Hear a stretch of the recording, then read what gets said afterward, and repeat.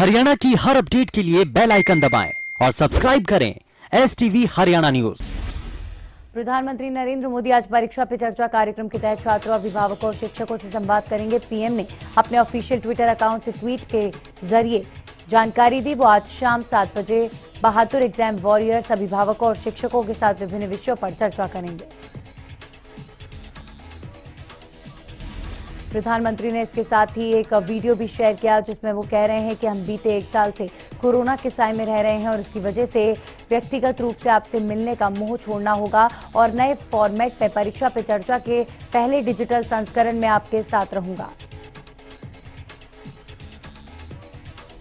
Video में यह भी बताया गया है कि प्रधानमंत्री बच्चों के साथ दोस्त के तौर पर बातचीत करेंगे और इसके साथ ही डिजिटल कार्यक्रम में शिक्षकों और अभिभावकों से भी संवाद करेंगे। वीडियो में प्रधानमंत्री ये भी कह रहे हैं कि ये परीक्षा पे चर्चा है, लेकिन यहां चर्चा सिर्फ परीक्षा तक सीमित नहीं होगी।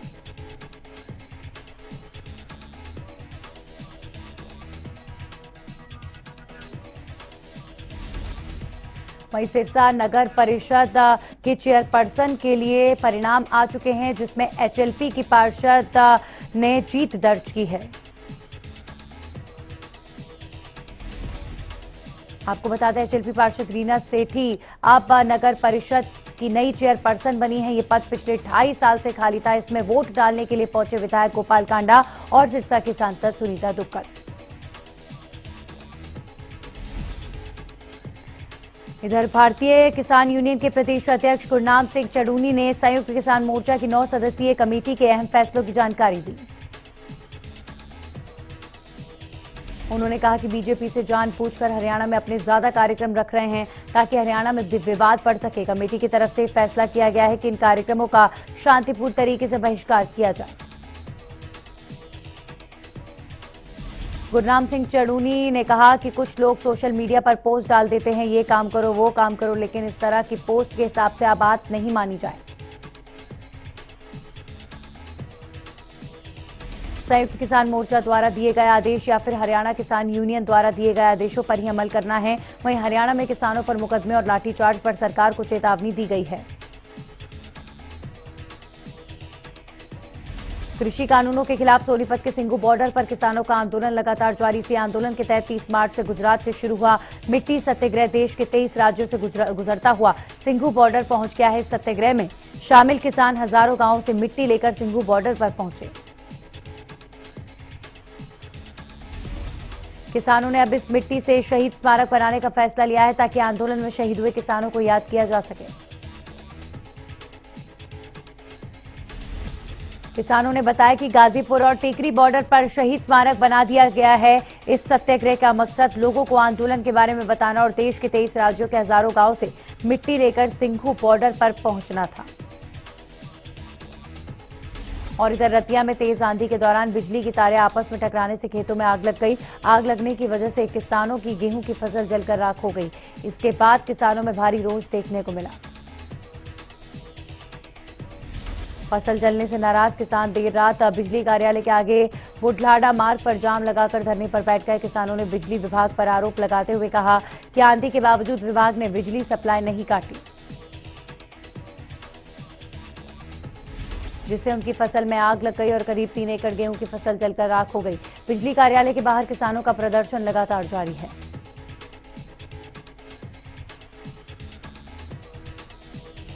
सिरसा के अनाज मंडी में गेहूं की सरकारी खरीद लगातार जारी। अब तक अनाज मंडी में हजारों क्विंटल गेहूं की सरकारी खरीद हो चुकी है।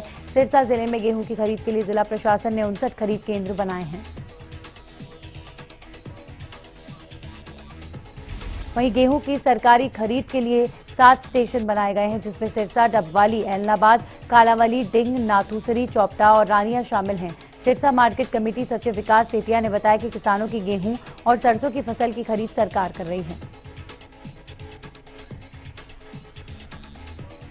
किसानों को फसलों की खरीद को लेकर किसी प्रकार की परेशानी का सामना नहीं करना पड़ रहा। उन्होंने कहा कि जिले में 136 किसानों की 18,221 क्विंटल गेहूं की खरीद हो चुकी है। मंडी में किसानों की सुविधा को देखते हुए मार्केट कमेटी द्वारा व्यापक प्रबंध किए गए हैं। उन्होंने कहा कि अभी तक सरकारी एजेंसियां सरसों की सरकारी खरीद नहीं कर पाई हैं, क्योंकि सरसों का MSP रेट 4,650 रुपए है, जबकि प्राइवेट फर्म 5,000 से लेकर 5,500 रुपए में सरसों की खरीद कर रही है। ऐसे में किसान सरकार को अपनी सरसों की फसल बेचने की बजाय प्राइवेट फर्मों को ही बेचने में रुचि दिखा रहे हैं। 1 अप्रैल से गेहूं की खरीद प्रक्रिया जारी और सरकार की तरफ से गेहूं मंडी में लाने के लिए एसएमएस सिस्टम बंद कर दिया गया है, जिससे अब किसान कभी भी गेहूं मंडी में ला सकते हैं।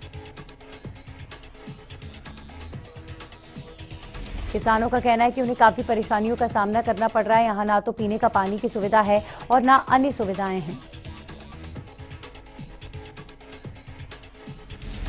इतना ही नहीं, किसानों का यह भी कहना है कि यहां पर ना तो टोकन कट रहे हैं और उन्हें कई घंटों तक धूप में खड़ा रहना पड़ता है। जब कोई अधिकारी आता है तभी ये लोग काम करते हैं।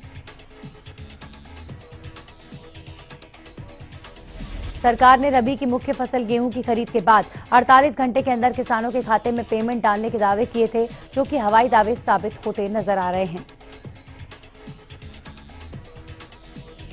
अब 72 घंटे होने को हैं और अभी तक पेमेंट तो दूर, किसानों का पोर्टल भी नहीं खुला। इसी कड़ी में करनाल की मुख्य अनाज मंडी का दौरा कर आड़तियों और किसानों से बातचीत की गई,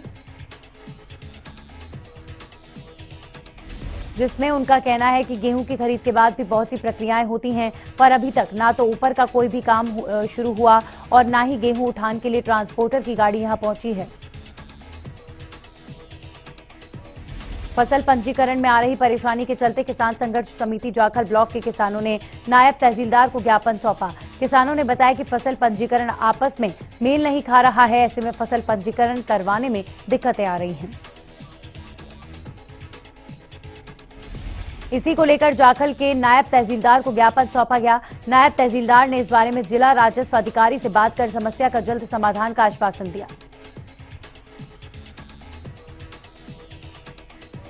इधर चरखी दादरी के गांव खेड़ी बत्तर की फिरनी से गुजरने वाले भारी वाहनों से ग्रामीण परेशान हैं। रात के समय ट्रकों की आवाजाही से परेशान ग्रामीणों ने एकजुट होकर ट्रकों का रास्ता बंद करवा दिया।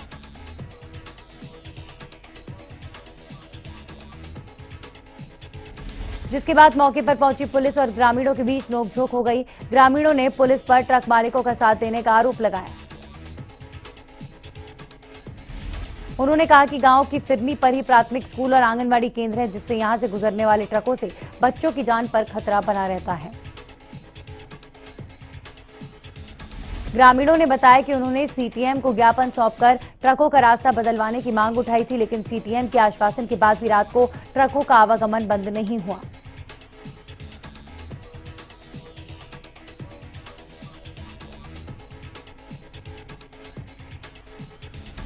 कोरोना एक बार फिर पूरे देश में तेजी से बढ़ रहा है। बढ़ते कोरोना के मामलों को देखते हुए कई राज्य सरकारों ने लॉकडाउन की भी घोषणा कर दी। लगातार कोरोना के बढ़ते आंकड़ों के बाद प्रधानमंत्री एक बार फिर सभी राज्यों के मुख्यमंत्रियों से बैठक करेंगे।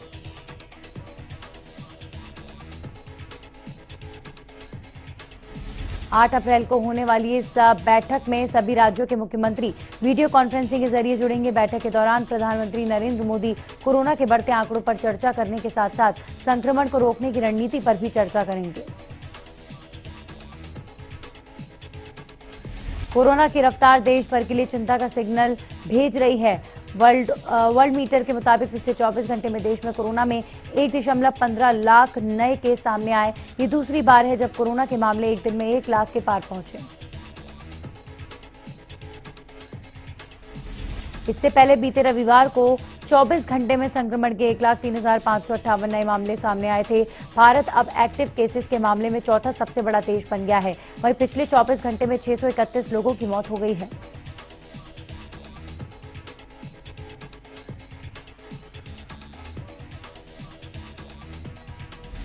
महाराष्ट्र में भी कोरोना वायरस बेकाबू हो चला है। नए मामले हर दिन रिकॉर्ड बना रहे हैं। बीते दिन महाराष्ट्र में 55,469 केस दर्ज किए गए, जबकि 297 मौतें हुई। बीते कुछ दिनों से महाराष्ट्र में औसतन 50,000 के करीब ही मामले आ रहे हैं।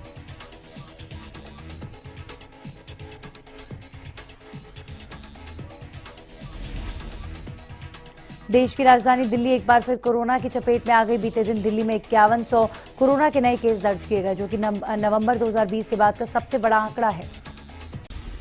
हरियाणा में कोरोना के मामलों में लगातार बढ़ोतरी। बीते 24 घंटे में 2099 नए मरीजों की पुष्टि हुई है, जिसमें से गुरुग्राम में 604, फरीदाबाद में 237, पंचकुला में 169 और यमुनानगर में 135 मामले सामने आए। वहीं कोरोना के करनाल में 137, अंबाला में 106 और कुरुक्षेत्र में 101 नए मामलों की पुष्टि। इसी के साथ एक दिन में कोरोना से 9 लोगों ने जान गंवाई। बता दें कि प्रदेश में अब तक 3,208 मरीजों की मौत हो चुकी है। दरअसल प्रदेश में कोरोना के कुल मरीजों का आंकड़ा 3 लाख के पार पहुंच गया है। एक दिन में 1,115 मरीजों ने कोरोना को मात दी, जबकि अब तक 2,84,000 से ज्यादा मरीज ठीक होकर घर लौट चुके हैं। इधर साइबर सिटी गुरुग्राम में कोरोना संक्रमण की रफ्तार अब बेकाबू होती जा रही है। कोरोना संक्रमित मरीजों के आंकड़ों में रोजाना जबरदस्त बढ़ोतरी दर्ज की जा रही है। गुरुग्राम में बीते कई दिनों से हर रोज 500 से ज्यादा कोरोना के नए मामले सामने आ रहे हैं, जिसे देखते हुए जिला स्वास्थ्य विभाग ने अब हेल्थ एडवाइजरी जारी कर दी। गुरुग्राम के civil surgeon doctor Virendra Yadav ने हेल्थ एडवाइजरी के जरिए लोगों से मास्क पहनने, कंपनियों में ज्यादा से ज्यादा वर्क फ्रॉम होम रखने की अपील की गई है। इसके साथ ही पुलिस विभाग से भी बिना मास्क के बाहर निकलने वाले लोगों से ज्यादा चालान करने की अपील की गई है। गोहाना एसएमओ डॉक्टर कर्मवीर ने बताया कि मार्च में कुल 44 केस कोरोना के पाए गए थे, जिसमें से 17 मरीज ठीक होकर घर जा चुके हैं। उन्होंने कहा कि पहले फर्स्ट फ्रंट के स्वास्थ्यकर्मी, पुलिसकर्मी और बुजुर्गों को कोरोना वैक्सीन लगी।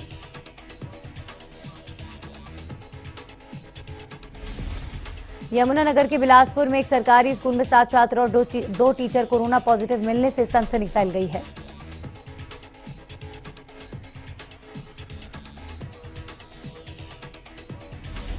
फतेहाबाद में कोवैक्सीन की डोज खत्म होने के चलते बुजुर्गों को इस वैक्सीन की दूसरी डोज नहीं लग पा रही है। वैक्सीन की पहली खेप खत्म हो चुकी है और नई खेप के लिए स्वास्थ्य विभाग इंतजार कर रहा है। स्वास्थ्य विभाग की डिप्टी सिविल सर्जन और कोरोना वैक्सीनेशन कार्यक्रम की नोडल अधिकारी डॉक्टर सुनीता सोखी ने बताया कि कोवैक्सीन की दूसरी खेप अभी तक विभाग को नहीं मिल पाई है, जिसके लिए उच्च अधिकारियों से बात की गई है। कोरोना के बढ़ते मामलों के मद्देनजर पेहोवा पुलिस भीड़भाड़ वाले इलाकों में सक्रिय हो गई है। एक तरफ पुलिस ने भीड़भाड़ वाले इलाकों में बिना मास्क के घूमने वाले लोगों के चालान काटे, तो वहीं लोगों को मास्क और सोशल डिस्टेंसिंग के लिए जागरूक किया। पेहोवा शहरी थाना अध्यक्ष जगदीश तामक ने जानकारी देते हुए बताया कि कोरोना महामारी के बढ़ते आंकड़ों को देखते हुए पुलिस मास्क को लेकर सख्ती बरत रही है। वहीं इस दौरान पुलिस ने तमाम शिकायतों के बाद उन शरारती तत्वों पर भी शिकंजा कसा जो शैक्षणिक संस्थानों के सामने अपनी बुलेट में साइलेंसर लगाकर तेज आवाज से दौड़ाते हैं। इधर बहादुरगढ़ नगर परिषद के कर्मचारी के साथ मारपीट और एफआईआर के खिलाफ नगर परिषद के सभी कर्मचारी हड़ताल पर चले गए। हड़ताली कर्मचारियों ने परिषद गेट पर धरना शुरू किया। इसके साथ ही पुलिस के खिलाफ सफाई कर्मचारी, तकनीकी कर्मी, कंप्यूटर ऑपरेटर भी हड़ताल पर चले गए। बिना मास्क का चालान करने के दौरान जेके ज्वेलर्स के जगदीश इलाहाबादी और उसके कर्मचारियों ने नगर परिषद कर्मियों के साथ मारपीट की थी। साथ ही नगर परिषद कर्मचारी के खिलाफ ही मामला दर्ज करा दिया गया। अब नगर परिषद के कर्मचारियों ने चेतावनी दी है कि आरोपी दुकानदार और उसके साथियों को जल्द से जल्द गिरफ्तार किया जाए। साथ ही परिषद कर्मचारी और उसकी मां पर दर्ज झूठा मुकदमा भी वापस लिया जाए। अगर उनकी मांगें नहीं मानी गई तो वह अनिश्चितकाल हड़ताल पर चले जाएंगे।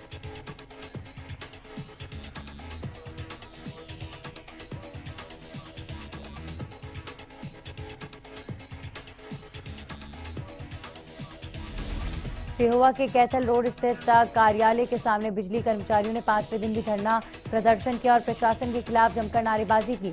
बिजली कर्मचारी रणजीत ने बताया कि पेहोवा डिवीजन में 2 नए सब स्टेशन खोले गए हैं, जिनके लिए कर्मचारियों की जरूरत है। इनका उद्घाटन तो कर दिया गया, लेकिन कर्मचारी उपलब्ध नहीं करवाए गए, बल्कि कर्मचारियों को ही एसडीओ की तरफ से आदेश दिए गए।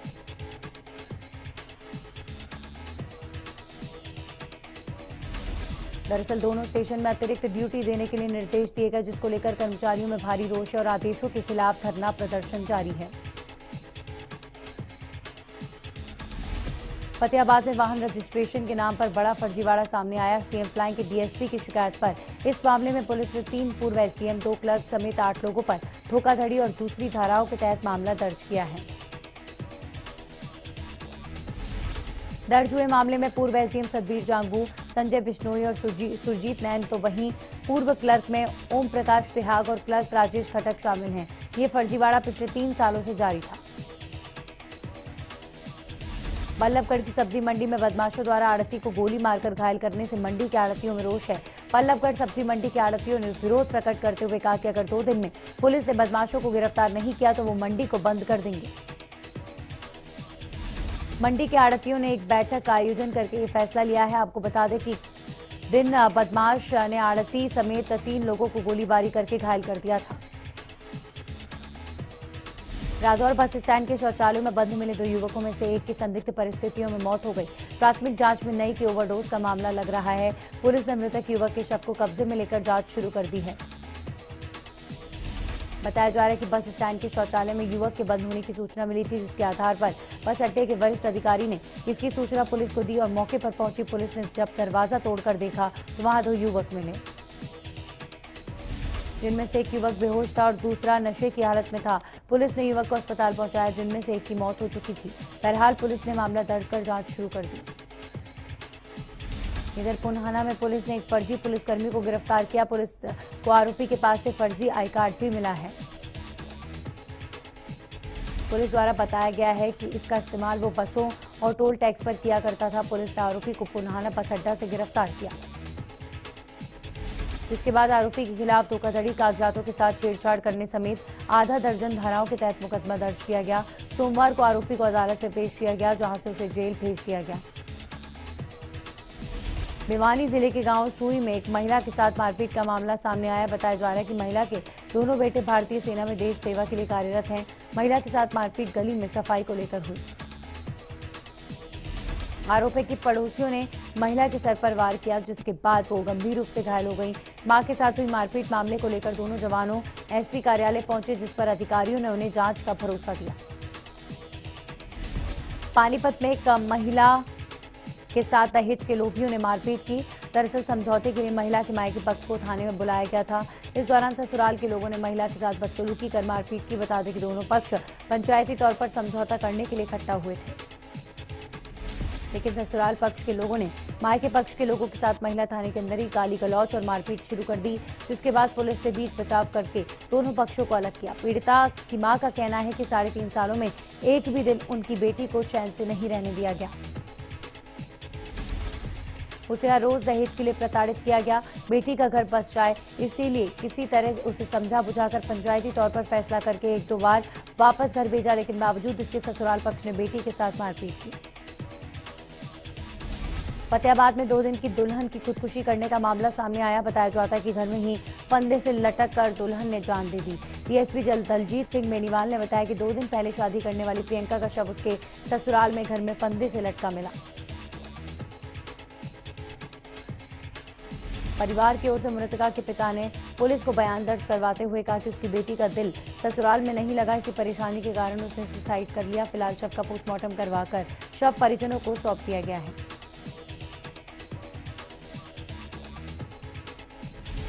पिता के बयान दर्ज कर उसके आधार पर आगामी जांच की जा रही है। बता दें कि अशोकनगर में 22 साल की प्रियंका, जिसकी 2 दिन पहले शादी हुई थी, उसका शव घर में ही फंदे से लटका मिला। मृतका मूल रूप से यूपी की रहने वाली थी और उसकी शादी फतेहाबाद के अशोकनगर निवासी युवक के साथ हुई थी।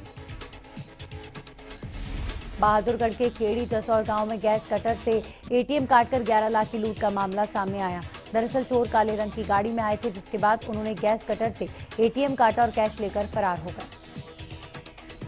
दरअसल शातिर चोरों ने वारदात से पहले एटीएम में लगे सीसीटीवी कैमरे को स्प्रे से खराब कर दिया, जिसके बाद चोरी की वारदात को अंजाम दिया। बताया जा रहा है कि उस समय एटीएम बूथ पर कोई गार्ड मौजूद नहीं था।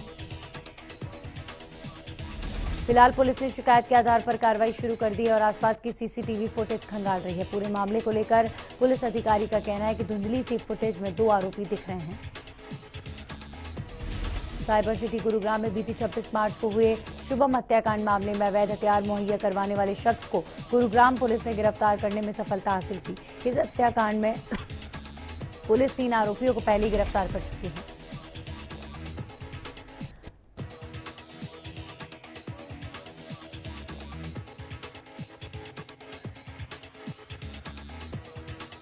रिमांड के दौरान पुलिस ने आरोपियों की निशानदेही पर वारदात में इस्तेमाल किए गए 9 देसी तमंचे और 11 जिंदा कारतूस बरामद किए। इस हत्याकांड को अंजाम देने वाले 3 आरोपियों को गुरुग्राम पुलिस ने 2 अप्रैल को गिरफ्तार कर लिया था। सिरसा शहर के विभिन्न बाजारों में नगर परिषद के अतिक्रमण हटाओ अभियान चलाया। इस दौरान दुकानदारों का सामान जब्त किया गया और हिदायतें दी गई दोबारा सामान न लगाया जाए। नगर परिषद के सफाई निरीक्षक धर्मेंद्र ने बताया कि अगली बार सामान जब्त करने के साथ ही चालान भी किया जाएगा। इसी के साथ कोविड-19 के चलते लोगों से मास्क लगाने और सोशल डिस्टेंसिंग बनाए रखने की अपील भी की गई। पाकिस्तान ने एक मस्जिद से 5 आतंकियों को गिरफ्तार किया। अधिकारियों ने बताया कि 5 आतंकी मस्जिद में लोगों को घृणा फैलाने वाला साहित्य बांट रहे थे और उनसे चंदा जमा करा रहे थे। इसी के साथ ही सुपरफास्ट 100 में इतना ही।